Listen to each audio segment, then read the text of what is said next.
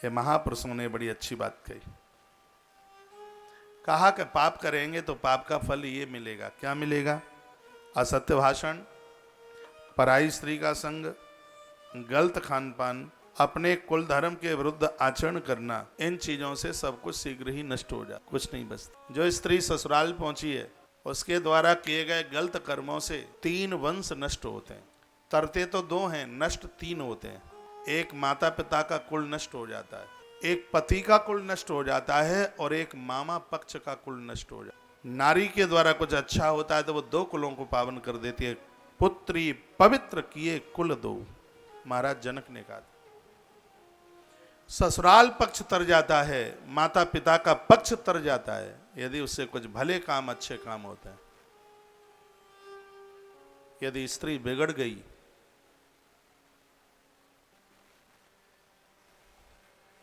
तो 3 कुल समाप्त हो जाएगी, सब कुछ चौपट हो जाएगा, कुछ बचेगा नहीं।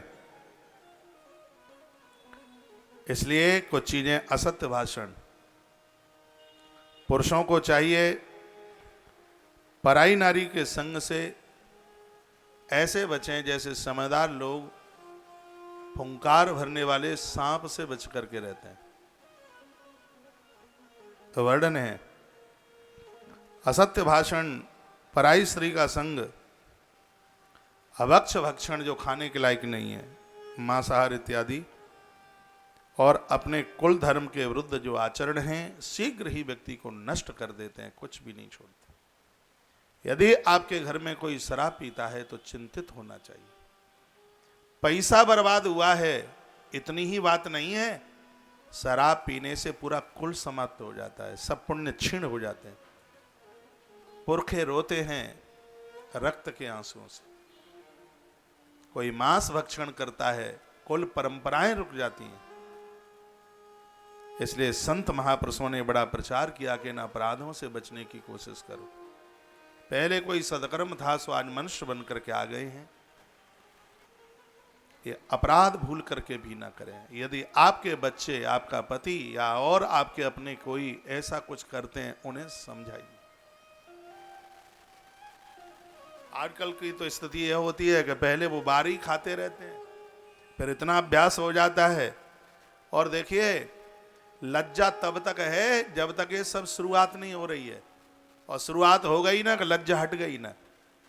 ये तब तक को कर्म हो नहीं रहे हैं तब तक ही लज्जा है, और ये शुरुआत हो गई तो 1 नंबर के बेशरम बन जाते हैं। चलो अब तो इतना सा हो ही गया, अब क्या है, वो तो पापा थोड़ा सा डांट देंगे, मम्मी थोड़ी सी फटकार लगा देगी, फिर बाद में वो भी मुस्कुरा लेंगे।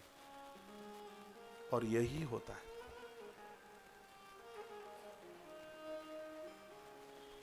मुझे घरों में पानी पीने में बड़ा कष्ट होता है। मैं भगवान की पवित्र व्यासपीठ से मैं निवेदन कर रहा हूं और बड़े ईमान के साथ बोल रहा हूं, मुझे जाति पाति से कोई घृणा नहीं है। मुझे चारों वर्णों के लोग अतिशय प्रिय होते हैं, मुझे अपने लगते हैं। मैं चारों वर्णों में से किसी के घर जल अन्न तो खाता नहीं हूं, मुझे कोई संकोच नहीं है। लेकिन मुझे बहुत बड़ी तकलीफ होती है तब मैं कहीं किसी मांसाहारी के घर में, कहीं शराबी के घर में तो पानी नहीं पी रहा, उसमें मुझे बहुत कष्ट होता है, उसमें भारी दिक्कत होती है। क्योंकि ये सब मैंने ये महिमाएं पढ़ रखी हैं, इससे होने वाली हानि, होने वाले लाभ, इसमें तो वर्णन है। सबरी जैसा कोई घर जिसके घर में तुलसी पत्र भगवान को चढ़ाया जाता है, नित्य भगवान को आरती पूजा की जाती है, उस घर का जल साक्षात अमृत रूप धारण कर लेता है। इसलिए आग्रह पूर्वक निवेदन है, ये मेरी प्रार्थना है, अपने खान पान को सुधार लें। नारियों को चाहिए कि बिगड़े हुए इंसानों से बच करके रहें। सीता बन जाओ उस समय रावण जैसे भूत मूर्ख आवे तो, और सूर्पणखा जैसी बिगड़ी स्त्री आवे तो पुरुषों को कसौटी के ऊपर कस करके खड़ा रहना चाहिए। किसी की क्या कोई मजाल है, हमें कोई डिगा करके बता दे, यदि हम ही लिसे लिसाए बैठे हैं तो नीचे गिरने में बिल्कुल देर नहीं लगती। नारी के धर्म को कोई नहीं बिगाड़ सकता जब तक वो अपने आप में सचेत होकर के खड़ी है, और पुरुष के धर्म को भी कोई स्त्री नहीं बिगाड़ सकती जब तक वो अपने आप में कर्मठ होकर के खड़ा है। धर्म उनका ही बिगड़ता है जो अपने आप में ढीले है। ऐसे लोगों को जीवन में निष्कासित कर देना, लखनलाल तो उसकी नाक कान काट लेते हैं। ये कथाएं हमें यही तो देती, कहा जिसके जीवन में वासना है उसके मोहड़े के ऊपर नाक, इज्जत की नाक होनी ही नहीं चाहिए। राम जी ने पूछा कान क्यों कतर लिए? क्या लखन ने जवाब दिया, कि भगवान कान इसलिए काट डाले, ये कहीं भगवान की कथाएं सुनती रहती होती तो पराये पुरुष के साथ ऐसे मिलने की कोशिश न करती, तो अच्छी बात न सुने इसलिए मैंने कान कतर डाले। परमात्मा ने कान अच्छी बातें सुनने के लिए, नाक इज्जत की नाक उसके लिए दी। आदमी के मुंह पर नाक बहुत अच्छी लगती है, और कुछ लोगों की तो नाकें इतनी सुंदर होती हैं, उन नाकों के द्वारा ये लगता है कि चेहरा देखते ही रहे।